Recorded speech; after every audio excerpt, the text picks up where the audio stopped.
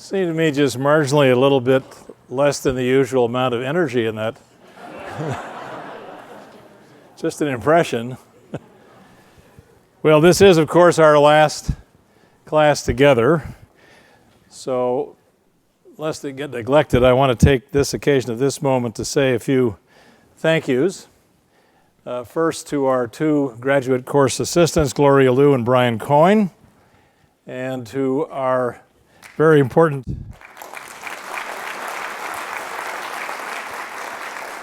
our colleague Petra Dirks-Throon from the Office of the Vice Provost for Teaching and Learning. She's the Director of Strategic Initiatives there, has been very deeply involved in all the electronic and digital aspects of this course. I want to thank the technicians who you don't easily see back there in the booth for all they've done to make it happen. And I just personally want to say a word to my colleagues, Jim Steyer and Rob Reach, for the pleasure and the honor of having taught with them for the third or fourth time. So thanks, you guys. So you may remember back in that era before last Tuesday that we began this class 6 weeks ago with some numbers. So I'd like to begin this evening's discussion with some numbers again. So the first and probably the most singularly important number is 290. That's Donald Trump's Electoral College count, 20 more than the 270 he needed to be elected President of the United States. Second number, Hillary Clinton's popular vote margin will likely be in the 1.5 to 2 million vote range, or just shy of 2%. And that discrepancy between the Electoral College tally and the popular vote count is something we've seen before. It's happened 5 times in our history, in 1824, 1876, 1888, 2000, and 2016. And there may be something to be remarked, I'm not sure, about the fact that 2 of those 5 occasions have occurred in the last 16 years. Here's a third number. There were 231 million and some change eligible voters in this country as of last Tuesday. The number of votes cast was a little more than 134 million, which means the voter participation rate was about 58% of eligible voters. 97 million people who were eligible to cast a vote did not.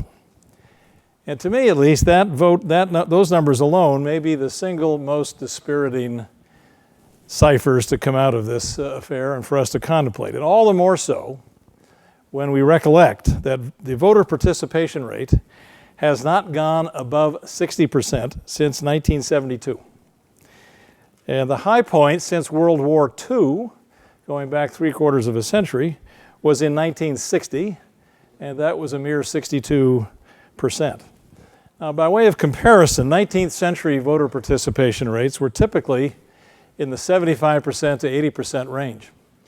So if we take voter participation rate as some kind of an index of the health of our democracy, there's something that happened over the last century, really, to make us wonder why people who have the precious right to vote, a right for which men and women have died to defend it, and don't exercise that right. So I make reference to those dates going back to the 19th century by way of suggesting that we might try to take a long view of the moment that we're in, and particularly of last week's results. But first, a few more numbers from our own moment in time, again, just to set a general context for our discussion. Many of these will be familiar to you, but there may be some dimensions of it that you haven't considered. So currently there is 1 vacancy on the Supreme Court of the United States. There's the prospect of 1 or 2 more vacancies in the next few years, therefore giving President-elect Trump the opportunity to make appointments to the court that will give it a distinctive ideological flavor. But this is hardly new. The last year in which there was a majority of Democratic appointees to the Supreme Court was 1969. So we have lived for quite a while with a court dominated by Republican appointees. The last 3 Democratic presidents have appointed only 4 justices. President Clinton appointed 2, and so did Barack Obama, and Jimmy Carter was one of the very few presidents who had the opportunity to make 0 Supreme Court appointments. So that's something rather sobering, that a more conservative court, if that's what we get, is actually something we've been living with for quite a while. Nothing particularly new there. And there's an offsetting consideration that President Obama, in the last 7 years, with some considerable help from Harry Reid in the Senate, has appointed 329 people to the federal judiciary at all levels, including, of course, those two appointments to the Supreme Court, Elena Kagan and Sonia Sotomayor. 9 of the 13 federal circuit courts now have majorities of Obama's appointees. So the lower courts at the district and circuit levels will be a stronghold of Obama's judicial philosophy well into the foreseeable future. Let's look at the Senate for a minute. The new Senate will be, I believe, composed of 52 Republicans and 48 Democrats. Democrats actually gained 2 seats, but in 2018, the next electoral cycle, when we may or may not offer another course like this, there are 25 Democratic seats up in that cycle and only 8 Republican seats. And among the current Democratic seats that will be up in 2018 are those in Wisconsin, Michigan, Ohio, Pennsylvania, and Florida, all of which are states that flipped from support for Obama in 2012 to Mr. Trump in 2016. The House is composed, the new House will be composed of approximately, there's still some little raggedy stuff around the edges of these numbers, but approximately 241 Republicans, 194 Democrats. Democrats gained a few seats. I think the number is 6. But here's something else to note about both the Senate and the House races that just concluded. In the Senate races that just concluded, there was a 100% correlation of the voters' preferences by state between who they voted for as president and who they voted for as Senate. And in the House elections that we just concluded, there was a 92% correlation between how people voted in their district and for president and who they voted for the Congress. Those are extraordinary correlations, and it means that we appear to be in an era when ticket splitting is well behind us, and that people vote consistently down a ballot line with these high correlations between the top of the ticket and down ballot measures. So let's turn our attention just briefly from the federal scene to the states. As of right now, or the results of this election, of the 50 states, Republicans hold 35 governorships. They hold 31 out of 50 lieutenant governorships, 29 out of 50 state attorneys general, including in the state of Missouri, my former student Joshua Hawley, who I will say it in public, I've said it in private, is probably the single most gifted undergraduate student I've had at Stanford in 40 years of teaching. Just got elected on the Republican ticket. So what influence did I have over his intellectual formation? Republicans hold 31 out of 50 state secretaryships of state, and they control 69 of the 99 state legislative chambers. And the reason that number is 99 is because Nebraska has a unicameral legislature. There are 25 states, exactly half the states, in which Republicans control both chambers of their legislature and the governorship. Democrats control just 4 states where they control the governorship and both chambers of their legislature. We live in one of them. So what's my point in rehearsing these numbers? My point is simply that there's every reason to believe, I think, that what we have just witnessed is not a singular idiosyncratic victory by a monument of ignorance and vanity and vulgarity, but we've witnessed one phase of a long-building Republican majority or dominance of our political system from the state level all the way up to the federal. Republicans have been triumphant across the board, with the trivial exceptions of a loss of a handful of seats in the House and 2 or 4 in the Senate. So for the immediate future, we will have a de facto parliamentary system, a unified government with the same party in control of both chambers of the federal Congress and the White House. Now, we've talked about this before, but let me give you just a few more numbers about this. Since World War II, we have had unified government, that is the same party in control of both the White House and both chambers of Congress, for just 28 of the 71 years since 1945, or 39% of the time. But that number, taking the whole 71-year span, is a little misleading. If you break it down, between 1945 and 1980, the first 35 years after World War II, We had unified government 51% of the time, 18 of those 35 years. Same party in control of Congress and the presidency, most of it Democratic, but not 100% of that. Since 1980, last 36 years, we've had unified government only 22% of the time, 8 out of 36 years. So again, another index of our fractured political system and of our apparent preference, with the exception of the election that just happened, for divided government, which, as I've suggested to you before, divided government is a euphemism for what Alexander Hamilton called paralyzed government. I've quoted this at you before. I'm going to do it again from Federalist Number 70, where Alexander Hamilton said the following: "A feeble executive implies a feeble execution of the government. A feeble execution is but another phrase for a bad execution, and a government ill executed, whatever it may be in theory, must be in practice a bad government." Well, that's not the situation we're about to enter. We're going to be a unified government, and we're going to be in for what promises to be an unusually energetic period of united and effective government. Whether we like the results of that or not remains to be seen. Now, all of this is hard to understand from where we sit here in California, where Clinton got 6.2 million votes to Trump's 3.3 million, almost a 2-to-1 margin. And the California congressional delegation has both Senate seats and 38 of 53 House seats. So in political terms, if not in others, we are a different country, which is why you hear increasingly jokes about a Calexit, that California will exit the Union. Well, I'm here to tell you that's been tried before in another part of the country. It didn't work very well. So let me just say a thing or two about the fabled white working class vote. My colleague David Brady is going to have more to say about that in just a minute. But again, to look back to another era, in the 1950s and from essentially the 1930s into the 1950s, the white vote nationwide was about 55% Democratic, year in and year out, consistently over that time. Now the white vote is only about, the Democratic share of the white vote is only about 40%. So Mr. Trump outpointed Hillary Clinton about 20 points among white voters nationwide, and she outpointed him by 53 points rather, among non-whites. So the Democratic Party base is now affluent, educated elites in Pacific coastal states and the Northeast, from Virginia up to New England, and minorities. And that is not a particularly natural or stable political compound.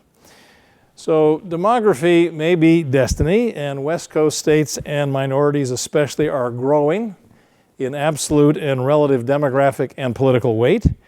But it's also true that the mills of demography grind exceeding slow, so that this highly mobilized white non-college graduate constituency that has elected all those Republicans in recent years may be ascendant for some time to come.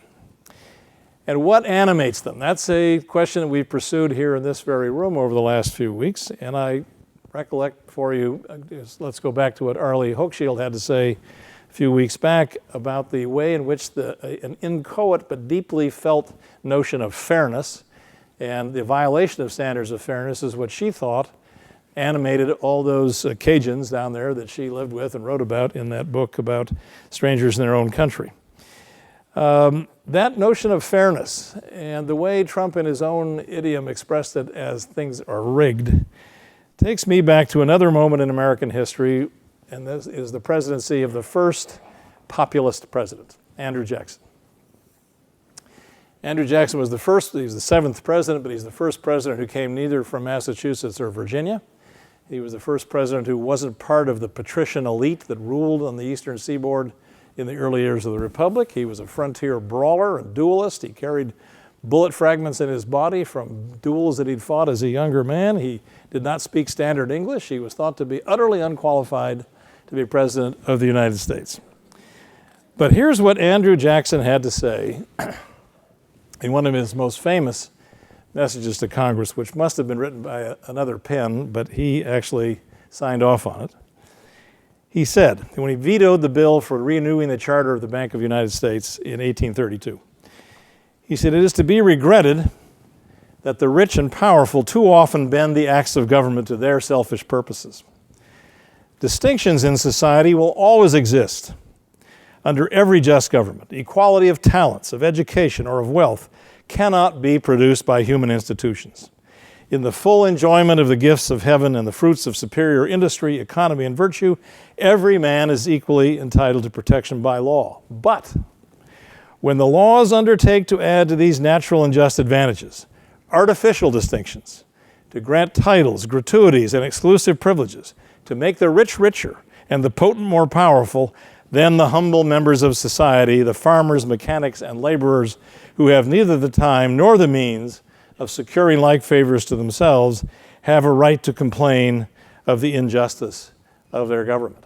Well, I submit to you that he was there tapping into or touching a sentiment that has been quickened in our own time, and it goes a long way, I think, to explaining what has animated the Trump and Republican voters.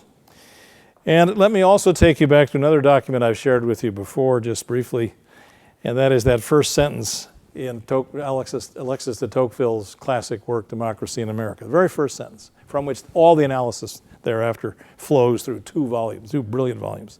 He said, you heard this from me before, amongst the novel objects that attracted my attention during my stay in the United States, nothing struck me more forcibly than the general equality of condition among the people. I readily discovered, he said, the prodigious influence which this primary fact exercises on the whole course of society. It gives a peculiar direction to public opinion and a peculiar tenor to the laws. It imparts new maxims to the governing authorities and peculiar habits to the governed.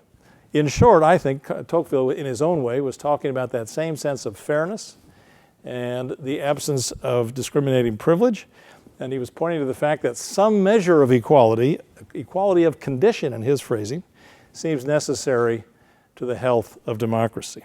So I ask you whether the recent election results give us any hope that we are on our way to some greater measure of that. All right, we have three terrific panelists with us this evening to discuss these matters, and I'm going to introduce them here all at once in the order in which they will take voice. First is David Brady, who is the Bowen and Janice Arthur McCoy Professor of Political Science in the Stanford Graduate School of Business, and he's also the Davies Family Senior Fellow at the Hoover Institution. David hails from Kankakee, did I pronounce it correctly? Kankakee, Illinois. He graduated from Western Illinois University, which I visited a few years ago, and here was David's name emblazoned on a big plaque in the Central Building as one of their most honored graduates. And he took his graduate training at the University of Iowa. He's been here at Stanford with us since 1986 after teaching for several years at Rice. He has served as an associate dean in the Graduate School of Business, and he was deputy director of the Hoover Institution from 2004 to 2014. David's research has touched on subjects ranging from electoral analysis to congressional functioning to healthcare reform, and in recent years, in association with Doug Rivers and YouGov polling, to public opinion sampling and electoral predictions. So I've counted David as a friend and colleague and mentor for many years. We've taught together on more than one occasion, and it's no mystery to me, having co-taught with him, that David has a well-deserved reputation as an uncommonly gifted teacher. He's won the Dinkelspiel Award for service to undergraduates here at Stanford, and he was the first recipient of the Phi Beta Kappa Teaching Award ever given at Stanford. So tonight, David Brady will deploy those formidable pedagogical talents to instruct us how he and so many others got things so spectacularly wrong last week. Our next guest is Ruth Marcus. Ruth Marcus is a columnist at the Washington Post, where she has been since 1984 after graduating from Yale College and Harvard Law School. And her beat at the Post is American politics and domestic policy. She's covered issues including campaign finance, the Justice Department, the Supreme Court, and of course the White House. And from 1999 through 2002, she was deputy national editor at the Post, where she supervised reporters who covered those and a range of other issues.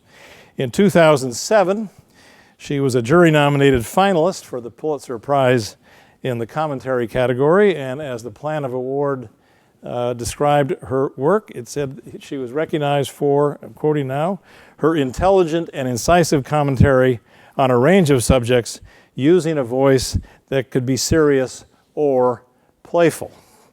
Well, 6 days ago, Ruth Marcus wrote a column on November 9th in the Washington Post, which in my reading of it, was decidedly not playful and decidedly quite serious. And here is the concluding couple of sentences from that column from last week. She said, "Whether Trump's tenure will be just is another matter. That remains a dangerously open question about which we can only pray for our country more fervently than ever, and hope that our other leaders in Congress and the courts will be strong enough to safeguard our ideals and free institutions during the potentially perilous course of the Trump presidency." So our final speaker this evening is Stephen Krasner. And I seem temporarily to have mislaid my notes about Steve, so I'm going to wing this a little bit. Steve, forgive me if I get some of the facts wrong. Steve is a longtime professor here at Stanford, where he came to us in the 1980s, I believe. And Steve and I have been colleagues and friends for a long, long time. And among the reasons I have tremendous respect for him is that we were in a discussion group some years ago, one of the members of which was Kenneth Arrow, Nobel Prize economist, and the smartest person I think I've ever dealt with. And Steve in our group was the only person who had the guts to argue with Kenneth Arrow, and I acquired tremendous respect for him. And Steve's going to talk to us tonight about the foreign policy implications of the change of administration and the Trump presidency. And I will just say this by way of giving you a cue, Steve, that I think the foreign policy domain is the place where, for whatever checks and balances are worth, that's an open question of a larger sort, but for whatever they're worth, they operate most weakly in the domain of foreign policy. It's where the president has more discretion, more power of initiative, more freedom of action than he does in most other policy domains, and that makes us especially interested in what Mr. Trump's initiatives might be in the foreign policy realm. So, David Brady, do you want to take over?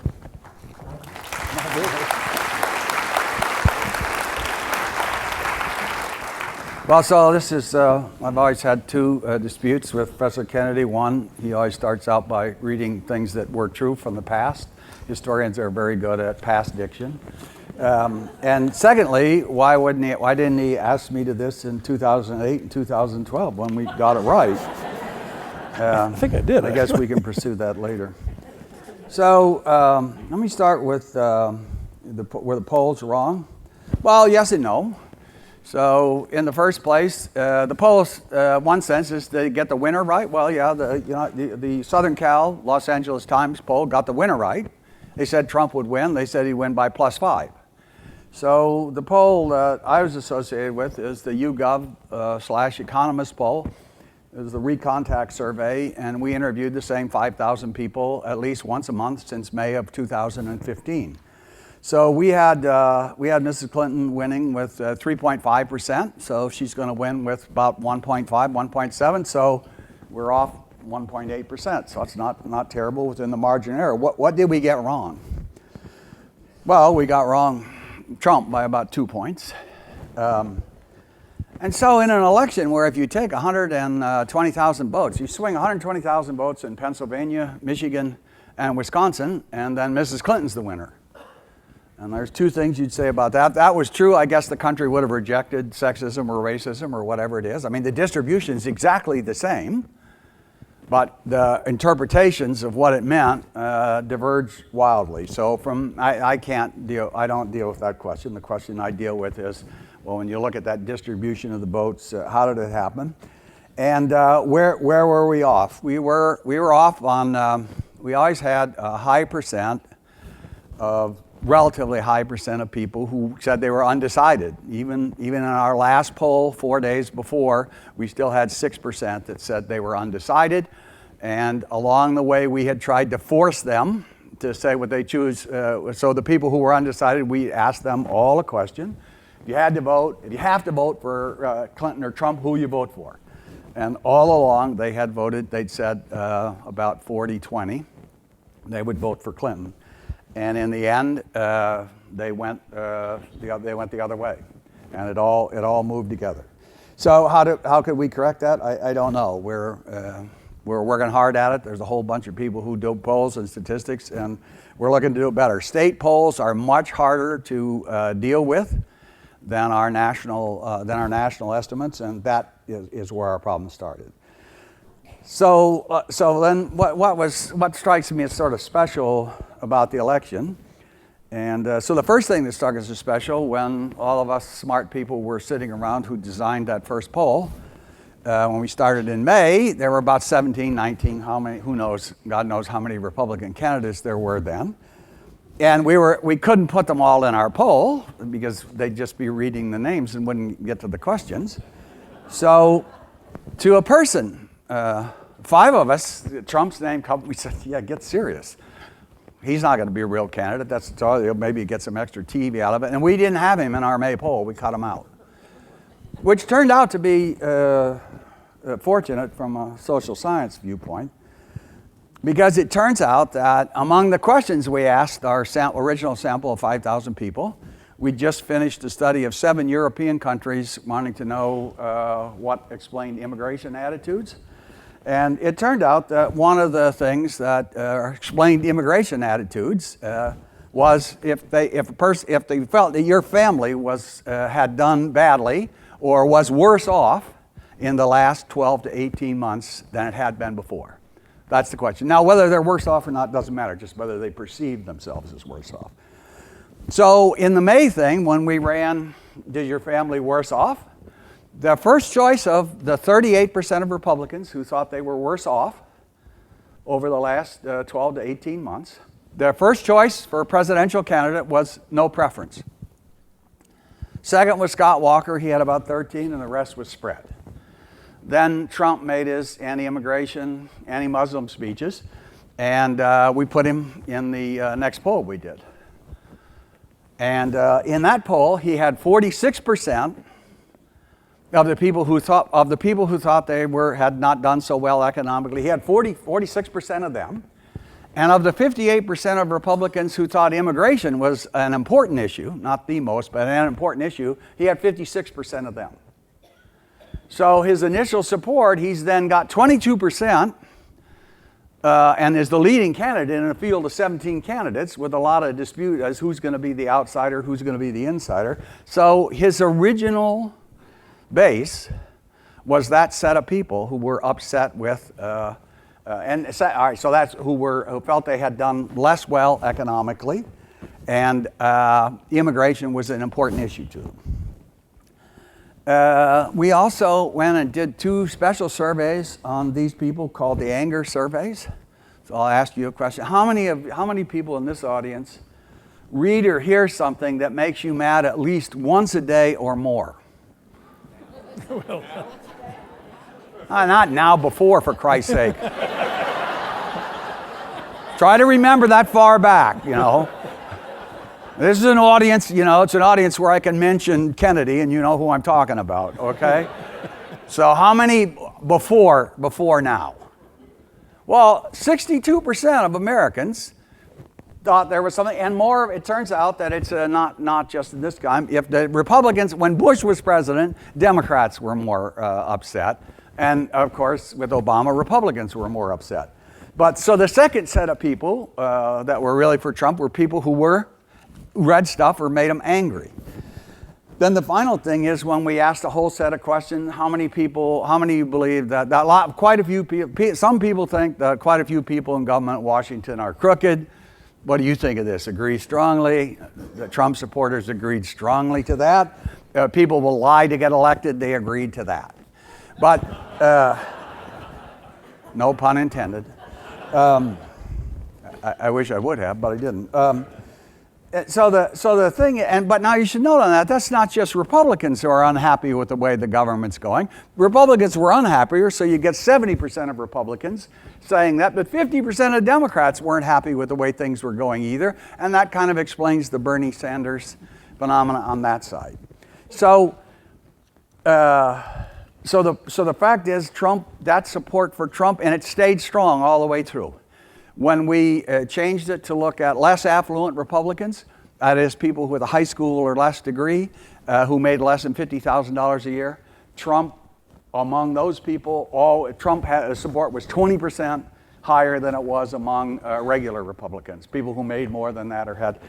And then the final thing that struck me about the election is the extent to which education played a role. If you were a high school graduate, a white woman, high school graduate, made less than $50,000, plurality voted for Trump. If you were a white woman with a college degree, that margin was 20% or more for Mrs. Clinton. So I've never seen education cut across normal electoral values the way it did. And so I'm told you have 5 minutes, so I guess the final point I want to make is this is not a phenomenon limited to the United States of America. In the study I just told you about, Brexit in Britain, the Marie Le Pen and the Front National in France is now the leading party. The Five-Star Movement in Italy, what's happened in German elections.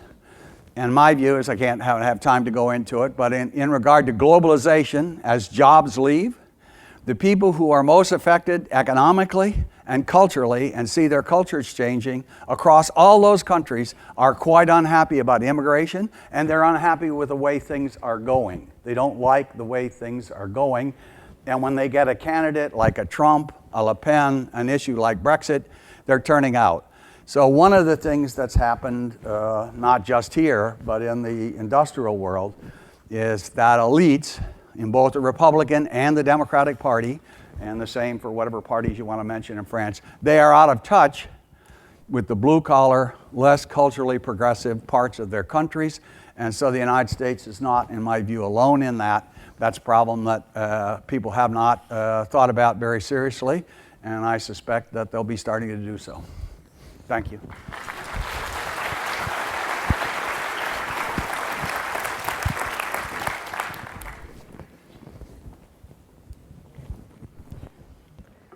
Hi. I think this is going to be a more personal talk than I would normally offer, because it's hard to imagine that it was a week ago that the election happened. I think it feels like one of the longest, hardest weeks of a lot of our lives, other than kind of having experienced personal loss. So I see people nodding, so maybe we could have a little group therapy here.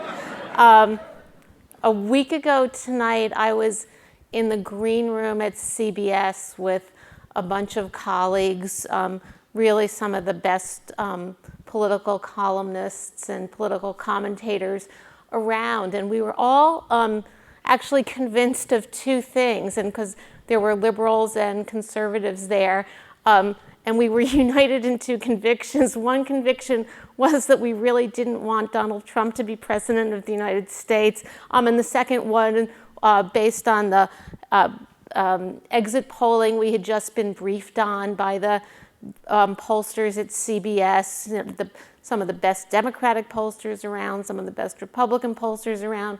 The second conviction was, as much as we didn't want him to be elected, we didn't need to worry about it. Everything was going to be fine. And the night wore on and on and on. And Professor Kennedy was kind enough to quote from the column that I wrote. There's a backstory to that column, and I think I'm going to talk a little bit about my reaction to this election by telling you very briefly about three columns. I oversee the op-ed page at the Washington Post these days as the deputy editorial page editor.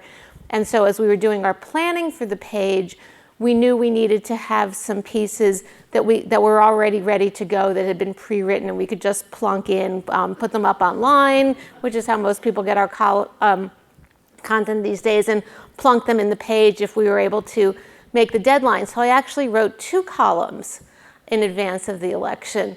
The column that Professor Kennedy quoted from was the one that I never thought was going to see the light of day. And it was kind of, as I'm on the Acela going up to New York, and I'm typing it, and it was like, well, this is kind of overwrought, but whatever, don't worry about it. Nobody's going to really ever read it. I sent it to a friend of mine saying, I want you to see this because I think you'll like it, but it's not going to ever run.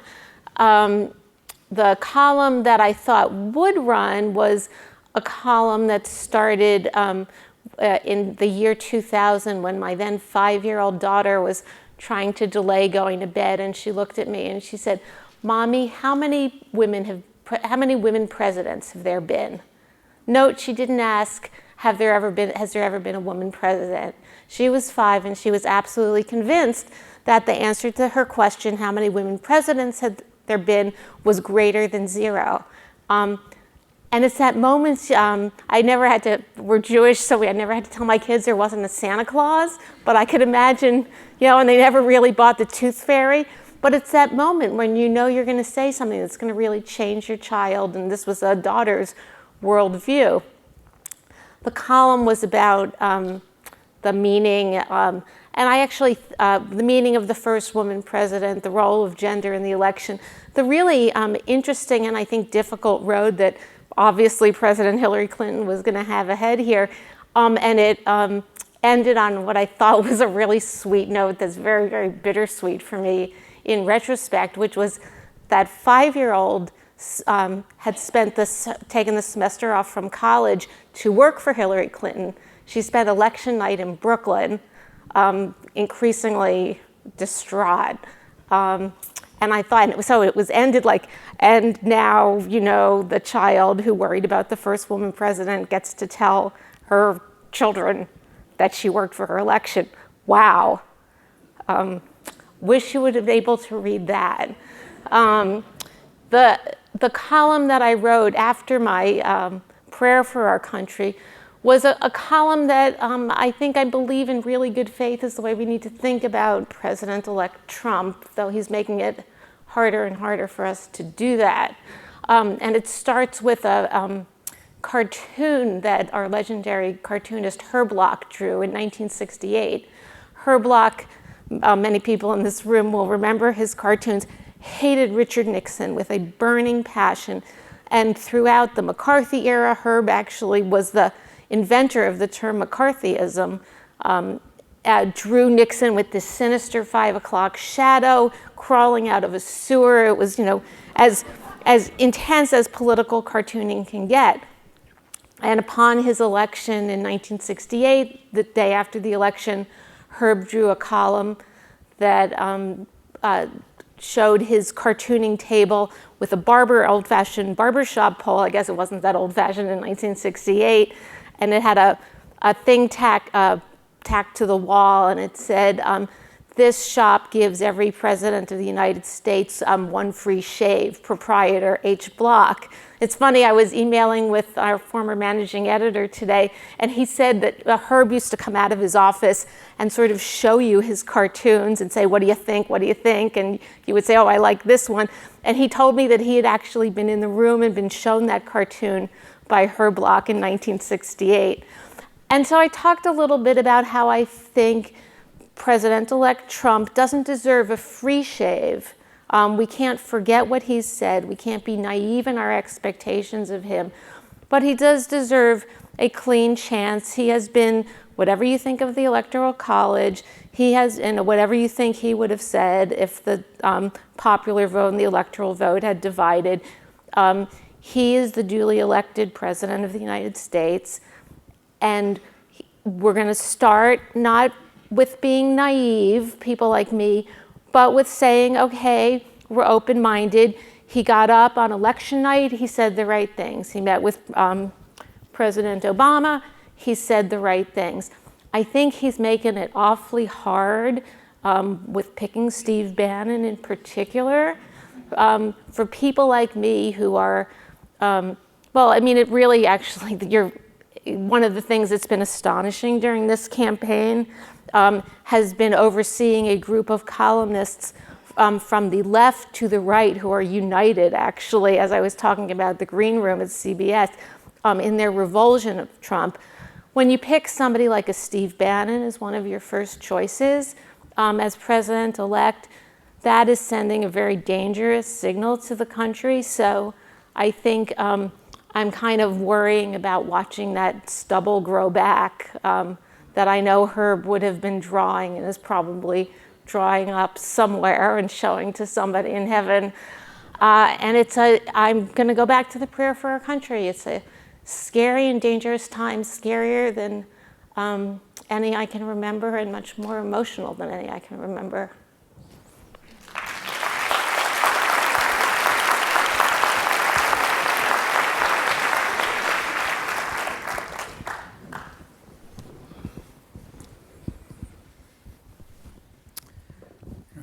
It's always a little intimidating to be here with my esteemed colleagues, especially with Ruth Marcus. But I thought I would raise the following question. We just elected someone who many people, including some of the people writing for Ms. Marcus, labeled a misogynist, a nativist, an ignoramus. He's the only president of the United States who's ever been elected who's never served in government and never served in the military. Almost half the people in the country voted for him.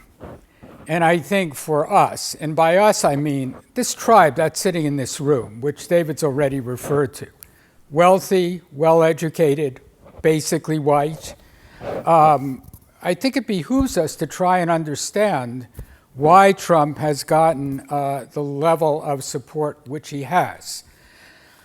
So I thought I would try to say a little bit about his domestic support, since David didn't say this, and then say a little bit about what's happening at the international level. We know that Trump drew a lot of his support from poorly educated whites, women as well as men. I thought the single most shocking figure that I've seen reported in the last year is that the life expectancy of poorly educated whites, that is whites with high school education or less, is declining in the United States. That is true for both men and women. We have some idea of the causes: the use of opioids, liver disease and alcoholism, suicide. That's not a kind of fake thing that you do when your life expectancy is declining. To my knowledge, the only other place where that has ever happened in the advanced industrialized world was the Soviet Union in the 1970s and 60s and 80s. So something very, very wrong is happening here when a large segment of the population actually has their life expectancy declining. We know that median income in the United States has not changed in 40 years, 16 years of Democrats, 20 years of Republicans. If you look at people who are basically poorly educated, without great jobs, what are they worried about? One is education. Their children they know their children are being badly educated. I have friends here, colleagues. Their kids get into trouble in high school. You know, now they're in college, they're doing great. Why? Because these are people that had money and intellectual resources and could figure out how to help their kids. For a lot of people in the US, they don't have those options.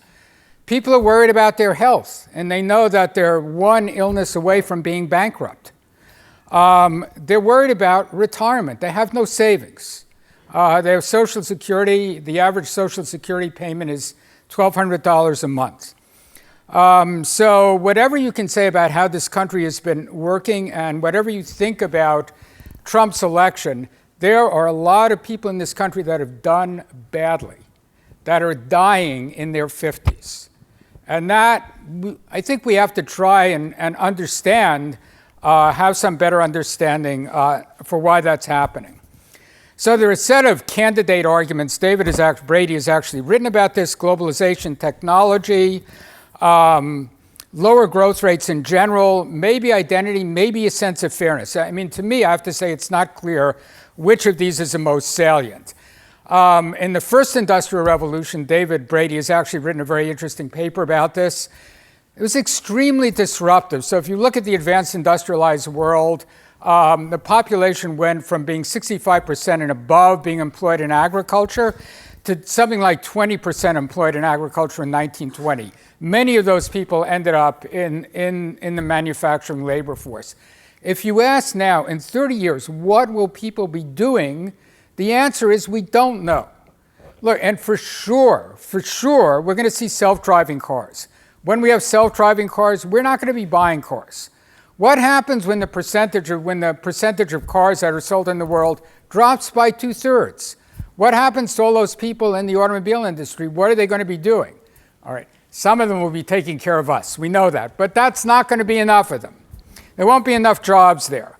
So we're in the midst of an extremely disruptive technological revolution. And look, I will say as an academic, I had a great ride.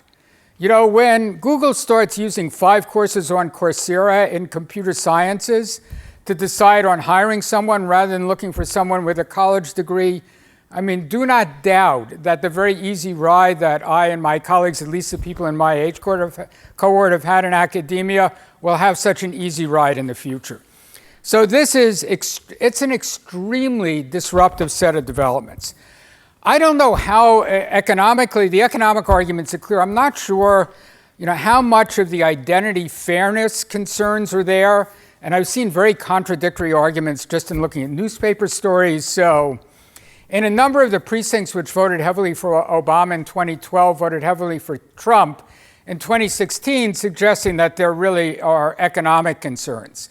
However, there was a long, I thought, very interesting story in the Washington Post, which looked at the relationship of changes in unemployment rate and the vote for Trump, and in precincts where unemployment had declined the most, Trump had got the most votes. So which would suggest that what's driving the vote for Trump is identity.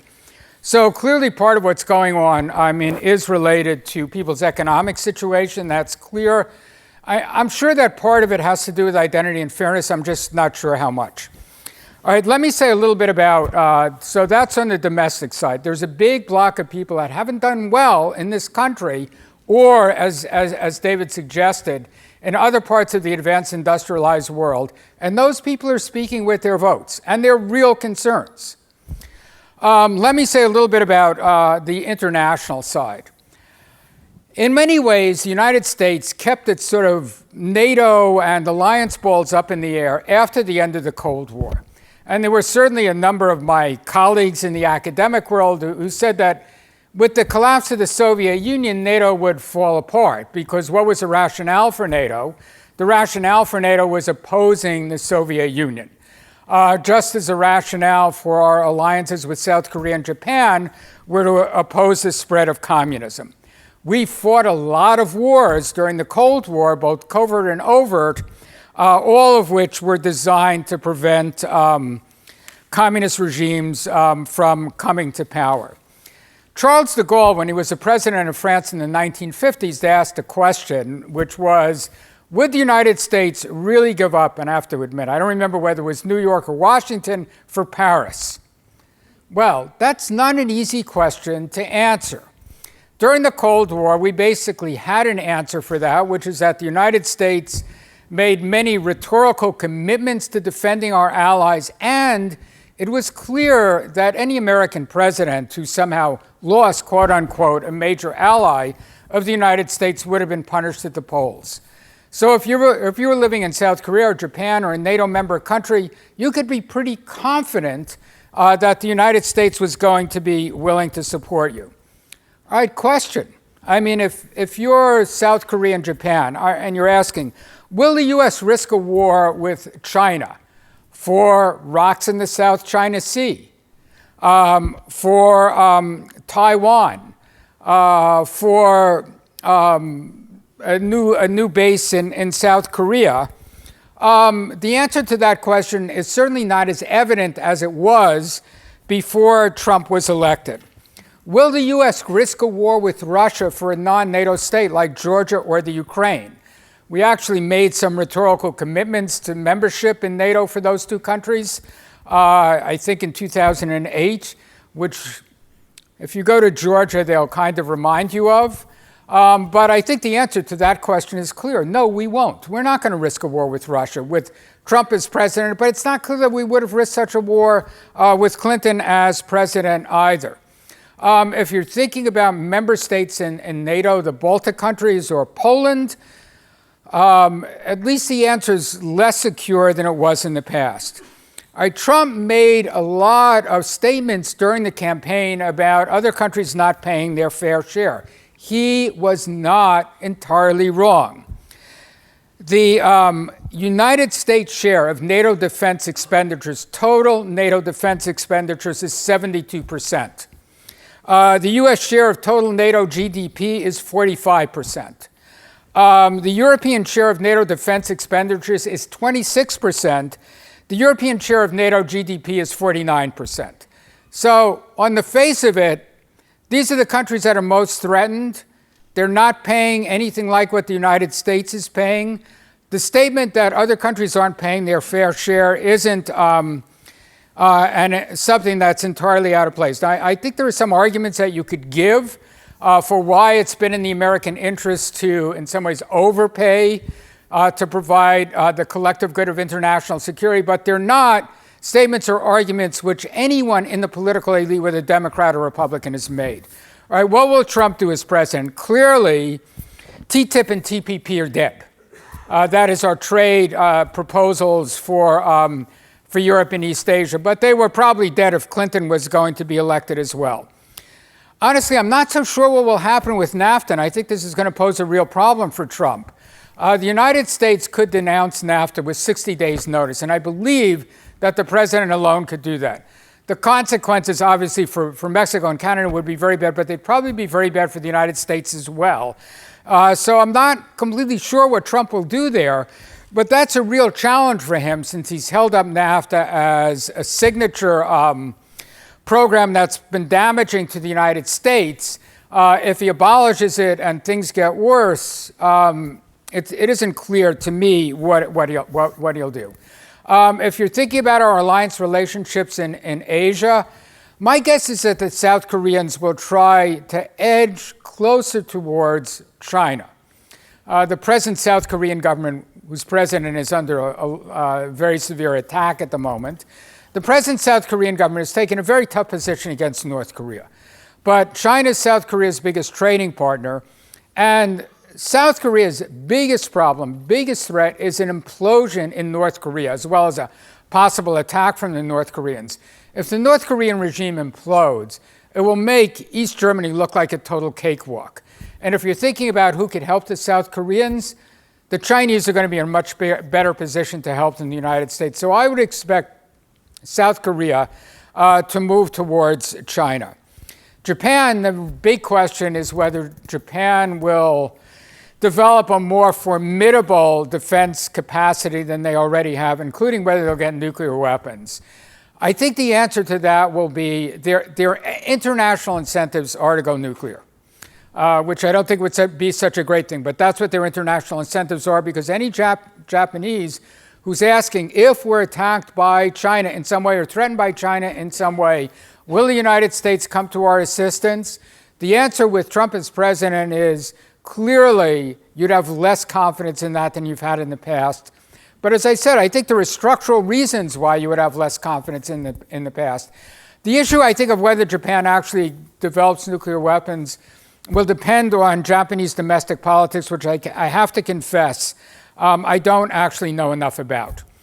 In any event, I mean, what I want to say is that, okay, among this tribe here, highly educated, whites, probably with pretty high levels of income, we can't understand why. How did we get this misogynist, nativist ignoramus as president? If you're someone who's a poorly educated white, whose life expectancy is declining, it's much easier to understand. And if you're sitting out there as a poorly educated white asking why we're paying for 3/4 of NATO, and Europe is spending for 1/4 of NATO, it's also not hard to understand, I think, why Trump would get support. So I think we have to behoove ourselves to try and understand, I mean, why Trump was elected president.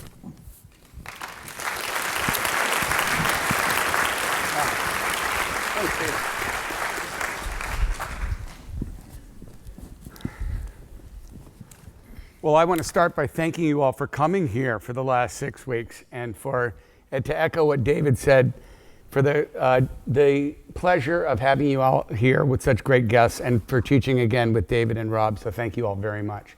I mean that. So I have not had a good night's sleep in a week, and I mean that. I haven't. And, my late mother, our late mother, used to say, Jim, there's a silver lining in everything. And I'm still looking for the silver lining from a week ago. And I mean that, including after having heard my esteemed colleagues speak. I think, and I'm a person who's not a glass half full person, but a glass 3/4 full person. So I approach that, and I would just frame what my own experience tonight and over the past week is through the lens of what I said the night that I spoke about kids. I think you have to look at this election, not in light of the people sitting out in front of me or on the stage with me, but in terms of my children, our children, and quite honestly, the student body here at Stanford. Not the continuing study student body, the student body. Because, no, I mean that. And I think that that is what we as a society have to take stock of. I agree with a lot of the analysis that my colleagues have given in terms of how the vote went that way. But the number that stands out for me is that 42% or more of eligible voters did not vote. So that the number of people who elected Donald Trump and is such a small fraction of the overall populace. And that says a whole lot about our democracy. It made me think a lot about the class we had on November 1st in sort of the status of our democracy. It's been a unique election, but for me, I do not see anything but a disastrous result over the next few years, unless we take a very long and hard look at what we're going to do about it. The president-elect spewed troll-like hate, racist, sexist, misogynistic speech throughout the campaign, appealed to the voters that way, and in my opinion, legitimized in ways that have not been true in my adult lifetime, open bigotry and anti-gay, anti-women, anti-minority comments that I find shocking. And that man is now sitting as the president-elect of the United States. And I find that to be a very frightening concept because you cannot take the words back. And then he appointed Steve Bannon as his chief strategist. So I ask all of us in the context of this, if Donald Trump governs in any way, even marginally the way that he campaigned, what do we think the next 4 years are? Particularly when we have a fully Republican House and Senate, who in my opinion acted, in the words of Ken Burns at graduation here that not everyone liked, like Vichy Republicans. So I ask you, what will happen over 4 years in a foreign policy context, in a domestic policy context, unless we, as the broader people, take a look at what we can do? Because I do not believe that our national political institutions and representatives will do much for us. I do believe for those of us, which is most of us who live in California, that this state will have a lot of positive stuff. But I think that the broader picture is quite grim. A few quick thoughts on that. As my former student and friend Cory Booker said the other day, don't become what you're protesting against. So I do believe that it's incredibly important, no matter how we choose to resist what I am afraid will be some disastrous policies, both domestically and potentially foreign policy, that you have to do it with high standards. But I do think ultimately we also have to ask ourselves and frame for this country, what are the long-term stakes of the policies that we're going to see unfold over the next 4 years, next 2 to 4 years. So that is the lens that I would ask everyone to walk away with tonight, and then think about your own role in that in the next couple of years. The second thing that I'd point out very briefly is the role of the media in this election. I think that their performance was extremely low on many, many levels, and the two that I would point out, branches I would point out the most, are the television media, broadcast and cable, that in many ways legitimize Trump's candidacy in the Republican primaries by the way that they covered the election. And in the words of Les Moonves, who I will see on Thursday in LA, so I'm looking forward to that meeting, who said, Trump may be bad for democracy, but he's good for CBS. Well, that's not how I feel about the way that media institutions. And the second is our brethren, and largely brethren and colleagues in Silicon Valley, who sat and looked without a very thoughtful analysis of the role that social media can play in a democratic system. So I would say that's the other aspect of the media that I hope we will take a long, hard look at as we evolve over the next few years. At the end of the day, I think a lot of people are going to be hurt. And I think the people who are going to be hurt are young people, people at the margins, people of color, and in fact, many people who voted for Donald Trump on sort of a Hail Mary pass to blow up the system. And their frustrations with our system are very legitimate, in my opinion, but that doesn't mean that the choices that we made as a country, I think, are going to pay off very well for any. But I would come back at the end to the point of what young people will learn from this election, both the way that it was conducted and the policies that will be carried out by not just Donald Trump and Steve Bannon, but Mitch McConnell, Paul Ryan, some of the other people who I think this is who's going to run America, as our colleagues have said, in a unified fashion over the next 4 years. And, you know, my brother and I have spent a lot of time working on climate change issues. That's irreversible damage. You know, no one has mentioned that yet, but the climate change stuff is irreversible. If we blow that for another few years, fine. Let's speak to our kids and our grandkids about that and the rest of the world. And I would say the same, David mentioned, the Supreme Court is also the other period. I don't think it measures up to the level of concern that I have about the climate issue, but I do think it's a thing. So at the end of the day, my answer is this. I believe we should accept the results, and I think, as a number of colleagues have said, we should keep an open mind. But I fundamentally believe that we should resist. And I would just challenge all of you to say, if it does play out the way that it could very well play out in this country over the next few years, what are you going to do about it? How are you going to lead? How are you going to stand up if you think that this country is not moving in the direction that will best benefit our kids, our grandkids, and the Stanford student body? Thank you very much.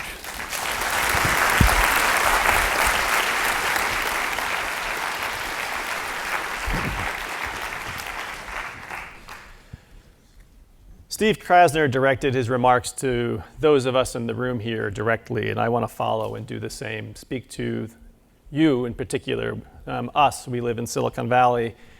We are affiliated with Stanford and the student body. A week ago, I texted with a colleague of ours in the political science department, someone who does social science survey work. I asked him what confidence level he had on the basis of his own work that Hillary Clinton would be elected. This was about 11 o'clock on Tuesday. He texted back to me, 100% confidence. David Plouffe, who visited our class on the first session, tweeted the day after the election that he had never been more wrong in his life. One particular frustration I recall from that first class session, I asked David Plouffe and Mike McCurry whether they thought sexism or misogyny was playing any role in the election. They said no, more or less. 2 days later, the Access Hollywood tape broke. I want to try and cast my reflections or reactions in a slightly broader perspective than just this particular electoral outcome. In my view, what we saw last week was a vote against the elite, a rebellion against the establishment, regardless of party. Trump ran initially against the Republican Party and won in the primary. And then he upended the long-standing position in the general election of the Democratic Party as the champion of working-class Americans, who, as you have heard already, turned out to vote for Trump in droves. Why did this happen? Well, I want to go back in time to 1998, something you might have seen because it's been circulating a bit in the wake of the election outcome, written by one of the most prominent American philosophers of the 20th century, someone who ended his career here at Stanford named Richard Rorty. In a book called Achieving Our Country in 1998, he wrote the following. Keep in mind, this is quite a while ago, 98. Many writers on socioeconomic policy have warned that the old industrialized democracies are heading into a Weimar-like period, one in which populist movements are likely to overturn constitutional governments. Members of labor unions and unorganized, unskilled workers will sooner or later realize that their government is not even trying to prevent wages from sinking or to prevent jobs from being exported. Around the same time, they'll also realize that suburban white-collar workers, themselves desperately afraid of being downsized, are not going to let themselves be taxed to provide social benefits for anyone else. At that point, something will crack. The non-suburban electorate will decide that the system has failed and start looking around for a strong man to vote for. Someone willing to assure them that once he is elected, the smug bureaucrats, the tricky lawyers, the overpaid finance guys, and the postmodernist professors will no longer be calling the shots. And once a strong man takes office, nobody can predict what will happen. In 1932, most of the predictions made about what would happen if Hindenburg named Hitler chancellor were wildly over-optimistic. I think there's real reason for concern that Rory's prediction may well come to pass. Rory was putting his finger, I think, on the failure of our political institutions to address the real and genuine economic concerns of those who have been ignored by a more or less bipartisan political elite. The seeds, I think, of Donald Trump were planted at least 30 or 40 years ago. Here's a passage from the journalist Glenn Greenwald from just last week. He's the one who broke the Edward Snowden story. It resonates a bit with me, and it connects to my idea here. He writes, "The indisputable fact is that prevailing institutions of authority in the West for decades have relentlessly and with complete indifference stomped on the economic welfare and social security of hundreds of millions of people. While elite circles gorged themselves on globalism, free trade, Wall Street casino gambling, and endless wars that, by the way, enriched the perpetrators and sent the poorest and most marginalized to bear the burden of fighting the war, these folks completely ignored the victims of their gluttony, except when those victims piped up a bit too much and when they caused a ruckus. And then they were scornfully condemned as troglodytes who were the deserved losers in the glorious global game of meritocracy. Well, that message was heard loud and clear. The institutions and elite factions that have spent years mocking, maligning, and pillaging large portions of the population, all while compiling their own long record of failure, corruption, and destruction, are now shocked to find out that their dictates and decrees go unheeded. But human beings are not going to follow and obey the exact people they most blame for their suffering. They're going to do exactly the opposite, purposefully defy them and try to impose punishment in retaliation. Their instruments for retaliation are Brexit and Trump. Those are their agents, dispatched on a mission of destruction, aimed at a system and culture they regard, and not without reason, as rife with corruption and, above all else, contempt for them and their welfare." End of quote. What's that imply for us, for you, sitting here tonight? Well, first, we are that elite. We are that establishment. We're part of the problem. Regardless of your own background, Stanford University is a white-hot center for producing the technocratic elite. It is the breeding ground for the establishment. If you supported Hillary Rodham Clinton, it's understandable and appropriate to seek explanations outside of yourself. The list of possibilities is long, of course. The genuine badness of racism, sexism, and xenophobia, Russia, WikiLeaks, James Comey, Jill Stein, the Bernie brothers, the mainstream media. But I want to encourage us to look inward, because anyone who thinks that what happened last week in Ohio, Pennsylvania, Iowa, Michigan can be blamed only on others, I think is encased in a thick crust of self-protected ignorance. The Democratic Party and Republican Party 30 or 40 years ago abandoned the working class and became the champions of technocratically proficient, mildly benevolent managers of elite power. Stanford's the training ground for that technocratic class. Silicon Valley is the central burrow of this technocratic elite. We're part of the problem.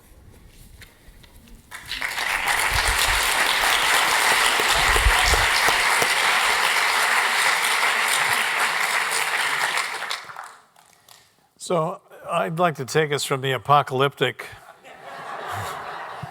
to the practical or the imminent, let's say. I'm going to direct this question first to you, Ruth, but I invite others to comment on it as well. Is what do we think will, in actual practice, in a few weeks' time, be the priorities of the incoming installed Trump administration? That's the first part of the question. The second is, how will those priorities conform to the promises made in the campaign? Okay, so I think he did a pretty good job of telling us his priorities during the campaign. And I think that he's going to be able, because of a compliant and either eagerly compliant or reluctantly compliant Republican majority in Congress, to achieve those. And I think the beginning in that sense might not be so terrible. I think we're going to see, the amazing part of the campaign was that both of the candidates agreed that we needed an infrastructure program. Trump just said his was going to be twice as big as whatever Hillary promises, his will be twice as big. And I think we will see a very large infrastructure program. We're going to see a very interesting conversation with Republicans in the House and Senate who used to care about deficits and would have certainly tried to do their best to block what Hillary Clinton wanted to do if it was going to add to the deficit. And there'll be kind of some interesting and quasi-amusing back and forth between the president and Republicans in Congress on that. But a pretty significant infrastructure program, which I think could be a very good thing for the country, probably paid for in part with some repatriation of corporate profits that are stashed overseas, perhaps some corporate tax reform. That's a kind of totally could be very good start, a substantive start to a Trump administration. I think there's going to be some talk about wall building. Now it might be fence building. Turns out, like, who cares about the wall, right? I mean, fine, build it as part of your infrastructure program. I think that the threat of the deportation force, he had already, in some sense, started to back away from it. In that sense, and I can't believe I'm sounding so cheery about the Trump administration, but I think we kind of need it, right? He's sort of sounding like President Clinton in a sense on immediate deportation, so that he will concentrate on, guess what? People, we can only deport, we only have the money to deport like 400,000 people a year. If you're going to prioritize, of course you're going to do the criminals. So he'll do people who are here illegally with criminal records. There won't be, little children dragged out of school anytime soon. He never, I don't think, ever really kind of thought through the consequences of that. And there's been some really, really sloppy reporting, I think, about his intentions on health care.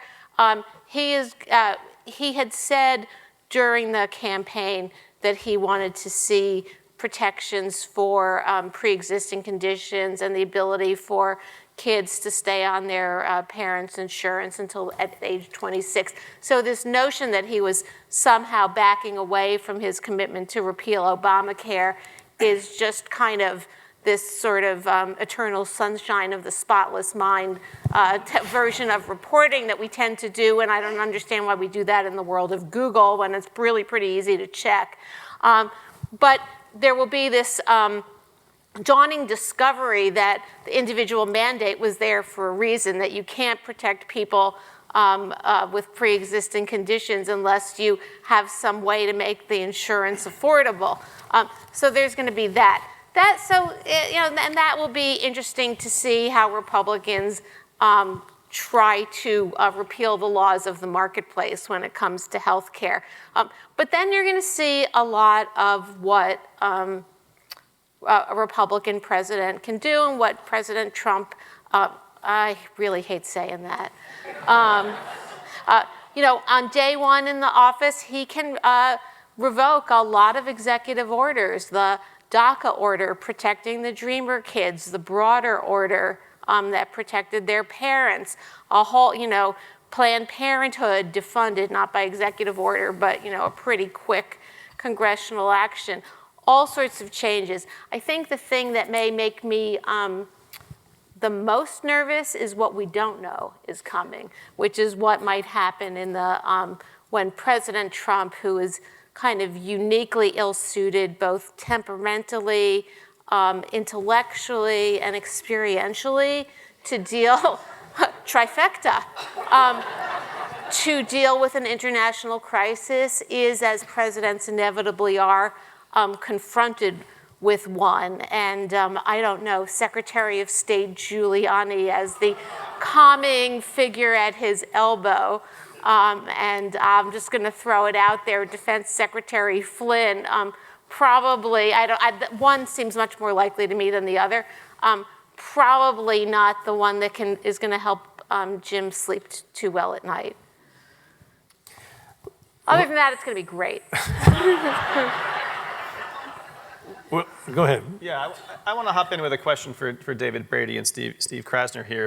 In your introductory remarks, David Kennedy, you mentioned that in the realm of executive authority or presidential power, there's a greater or freer hand for discretion in foreign policy than there is in domestic policy. And of course, one of the things we've heard said frequently, almost no matter the outcome of the election, but in particular the outcome of this election, is that the institutional checks and balances stabilizers that are a part of our constitutional system may make the kind of authority exercised by President Trump, especially in domestic policy, not just a matter of implementing his plan. But I want to focus on foreign policy, where there is a freer hand, and add to what you said, David Kennedy, that we should notice that something that's happened under President Obama in the realm of executive authority with respect to foreign policy has increased. So under Obama, we've seen certain executive authority expand, in particular the surveillance state that we now are familiar with, and the ability to use drone warfare, not to mention, of course, the command over a nuclear arsenal. That last one is not particularly perhaps different under Obama than it was previously, but the first two certainly have been expanded. So I want to, put the question directly to David Brady and Steve Krasner. In light of the lesser amount of institutional stabilizers for executive authority in international affairs, and looking particularly at surveillance and drones, how do you think about the future of the Trump presidency? Well, the first 18, he has 18 proposals for the first day in regard to treaties, North American Free Trade Agreement, and many of the things that Obama has done by executive order. We're investigating that now. No one really knows. Sometimes those presidential orders, executive orders, go out, and once they become rule of law, there's bureaucratic procedures that have to be followed. For example, there have to be public hearings on them. And how the bureaucracy handles them can draw them out for 14, 15 months longer. So I don't think anybody knows exactly how many of those things yet. I'm working with some lawyers at New York University on a project to try and determine exactly what he can and what he can't do. But at this point, I don't think anybody exactly knows. In regard to what he can do in the legislative agenda. Well, two things. One, so let me say something. I'm not a preacher. I'm an analyst. And when the time comes to do analysis, before I start any analysis about what might happen, I go to T.S. Eliot's East Coker and I read the lines. The only kind of wisdom we can aspire to is humility. Humility is endless. The dancers are under the water. The houses are under the ground. And I don't think anybody up here knows what's going to happen on these dimensions. That's one. Two, so when I try to think about it, can he be successful? He can have some success economically. I think he'll be able to. The reason the market's gone up is business people like the fact that there'll be fewer regulations. Second, the tax cuts are not going to be unpopular. Third, the stimulus package is also going to work. And lower energy costs. Now, Jim mentions there's long-term effects to that. I'm sure there are, but I leave that to people who know more than I do. So is it possible that those things could come together and he could have a successful economic program? Yes, if and only if he doesn't screw up trade. But if he puts a huge tariff on Mexico, he tries to preach and tell the Chinese what to do, all of those programs are in trouble. Because you can't both have those sorts of things and dictate to the rest of the world. So I'm looking to see how those sorts of things fit together, what parts of the Republican Party are trying to get him to pull back from his statements on China and Mexico. The one thing that does worry me a bit is that the thing he seems to have been most consistent on are these trade arrangements hurt workers. And if you want to really hurt workers, my view is go in and take care of those trade arrangements. That's it. Steve, So before you weigh in, let me just remind you of your point, your opening and central point, that the the driver of all this action is that large segment of our population that none of us were paying sufficient attention to until quite recently. So the question is, do these policies that may or may not be the priorities of the Trump administration beginning in January, that is big infrastructure projects and maybe dismantling or unraveling trade agreements, are they actually going to do anything to improve the lot of the people in question? You've just suggested that attacking trade actually would have the opposite effect, and I happen to believe that. I also think that infrastructure investment is politically it's undertaken, or it's promised not to just upgrade our social overhead capital, but to provide jobs. And infrastructure projects do not generate the same number or kind of jobs they did 2 or 3 generations ago.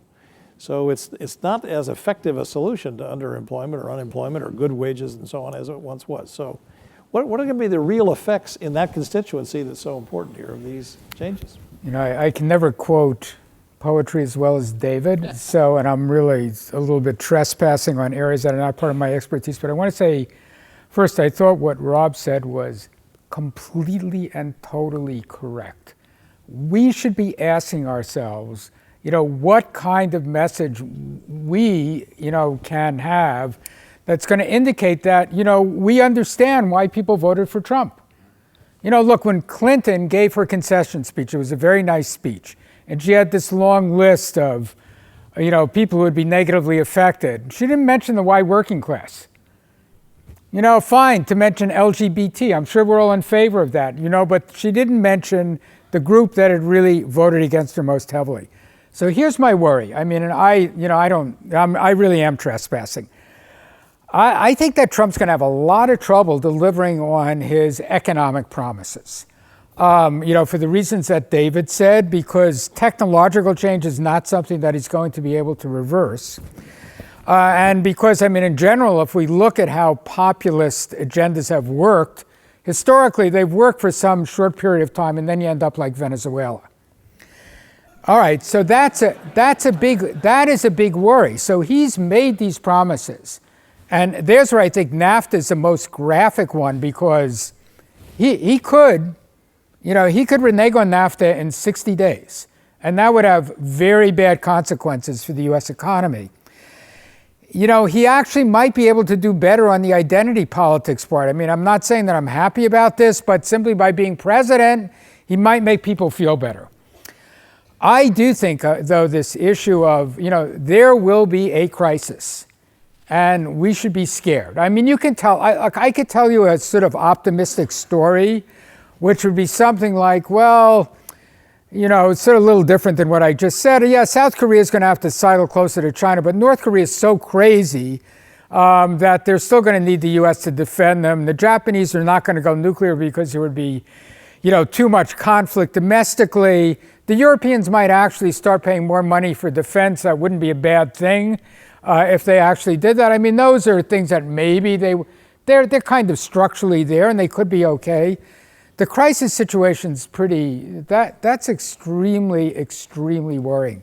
I will make one other prediction. You know, we've had a lot of trouble getting our kind of head or arms around the motivations for transnational terrorism. And for a long time, you know, we or the CIA, for instance, were looking at, you know, the individual characteristics of terrorists and trying to find people who are in some ways mentally disturbed. But, you know, I think a more persuasive understanding of what's happening is this, that people are disgruntled. They're disgruntled for a wide variety of reasons. There's this ideology which is out there which they can grasp onto. These may be everyone from somebody in San Bernardino who's born in the US and goes through the Cal State system to somebody who's an unemployed, marginalized person in Belgium or France. I think, though, that Trump will help to validate, there's no question, I think, will validate the ISIS message. And I think as a result of that, you will get more people who will engage in terrorist attacks, whether they're transnational or national. So that's a negative prediction, and that seems to me definitely to be in the cards. But on the economic side, I worry about whether he can deliver, and I worry even more about if he can't deliver, what's he going to do then? So I would just add, by the way, Steve, I agree with you about Rob's point and your overall point, Rob, about our collective responsibility here on this. And as I've said this over the course of the quarter the role of Silicon Valley in all of this, and the lack of responsibility that the leadership has shown in many different areas. I think you're exactly right. In the same way that George W. Bush was a Christmas gift, was Santa Claus to Osama bin Laden, and that strain of terrorism, I believe Trump will be the greatest gift ever to the ISIS-inspired type terrorism. That's number one. Second, I will say again, the climate change issue is extremely real. We have very short time to take it on. I believe you have a party in denial that can put a country in denial, that could wipe out agreements and regulation that will cause damage that none of us will ever be able to repair, that goes beyond anything else with the possible exception of nuclear cataclysm. And the third thing I think that may happen, I think there are two other things that we may see. One, after the glow of the election wears off, I think you may see remarkable scandals and all the stuff, all of the fraud, all of the bizarreness, all of the stuff that's there in spades may come back to haunt the country and honestly haunt Donald Trump and his family in ways that are hard to predict.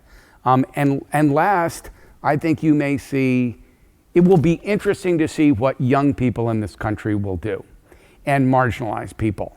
Because to me, they're the really big losers in this election, whether they participated and voted enough, and what they will do when they start to see how some of this unfolds is one of the unknowns that I agree with David Brady that we do not know what will happen, but that is the other big unknown. But it means that when we have this class again next year, I'm kidding, but we're gonna have a year from now, a lot of stuff's gonna happen. Steve, can I bring it back into your wheelhouse a bit, international affairs? Yeah. I'll make a big, broad statement. I want to ask you a very specific question. But it seems to me that if Trump's policies are actually pursued to the extent that he appears to want to pursue them, that they will go a long way toward dismantling the global security architecture that has been in place for 75 years, since World War II. And my own view is that the Obama administration, in fact, has had a grand strategy, a term you and I have argued about in the past, and that it consists of a number of steps to shore up that liberal international order that we've lived in for all of my lifetime since World War II. There are all kinds of components to that, but Trump seems willing to throw that all out the window, not just with the trade agreements, but also, and here's my specific question, by walking back from the Iran nuclear deal. So I'd like your view on that particular point in the context of the whole overall global security architecture that this country has led and maintained for so long, but the Iran deal in particular. Yeah, so let me say something about the architecture and then something about the Iran deal. I mean, I think in terms of architecture, the fundamental problem is this, and it's why I think Trump's appeal was so significant in this area, that the kind of rationale we had for providing the collective good of global security was a kind of economic rationale. We were the hegemonic power, and as a hegemonic power, it was worthwhile for us to bear more of the burden than it was for our allies. Well, that I think becomes less and less persuasive over time, and when Europe has a bigger GDP in aggregate than the United States does. Now, there is an alternative rationale, but I haven't heard anyone on the Republican or Democratic side articulate it. And the alternative rationale would be, we provided a lot of these resources for global public goods.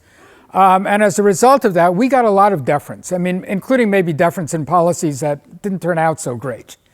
But that's not an argument that was made either by Clinton, obviously not by Trump, but it's not an argument that's made by Democrats or Republicans. So yes, I definitely worry that this global architecture will decline, and with that decline will be a decline in America's ability to lead. Now, caveats are this. A lot will depend on what happens in China. There are four possible trajectories for China. I mean, it could grow rich and democratic, in which case we might be okay. It could grow rich and remain autocratic, in which case we'd have an historically unprecedented regime, and we'd be in a lot of trouble. We'd be in a lot of trouble anyway. It might stall out, or it might actually crumble and disintegrate. And the last two actually would be more dangerous because China will become more nationalistic. And there, our security architecture would be much more helpful if it really was powerfully in place. So I think without question, our security architecture will weaken under Trump. But the problem is, I think it would have weakened under Clinton as well without having moved to some alternative rationale in which you weren't just mouthing off, but you could give reasons why it was in our interest to be providing these collective goods. All right, the Iran deal. All right, so here I'm also trespassing outside my range of competence. I mean, I'm not such a, so what was Obama's bet on the Iran deal? The bet is that the Iranian regime will change. If it doesn't change in 15 years, then they're going to get nuclear weapons. It's in their interest to get nuclear weapons, and we'll have given them more money than they might have had otherwise. So, I mean, I think Obama's wrong. I don't think the regime is going to change. I think they're going to stay in power. So in that sense, I'm not, walking back the Iran deal is more a matter of timing. It's true, I was happy they got the deal. I was happy if I had to take the bet, it's better that for 15 years they won't have nuclear weapons, even though I think they'll get them at the end of 15 years. But it's all about what happens to the domestic regime in Iran itself. That is, Iran could, ally itself with the US, go the route it's going, ally itself with Russia or China, whatever. It's not dictated by its place in the international environment. It's dictated by the nature of the Iranian domestic regime. And in that sense, I have to say, I'm not sure that the Iranian deal, actually provided anything that was particularly positive in having Iran change, although I don't really know what we could do as outsiders. So, but I admit, if he walks back the deal, I'm not so alarmed because I do think, it's logical for Iran, given the present regime, to get nuclear weapons, and I don't think the regime is going to change over the course of the Iranian deal. So David Brady is asked to make one last uplifting comment. I feel like This is a wrong person to turn to for uplift. Let's I start feel with like Ruth. I haven't been made any. I haven't been pessimistic enough. So I'm going to say that my Kankakee, Illinois, was twice voted worst town in America, and it is a place that the people that Steve was talking about come from. And I do want to say that some of my relatives will be here for Thanksgiving. Yes, they did vote for Trump, and they are going to make for one miserable goddamn Thanksgiving.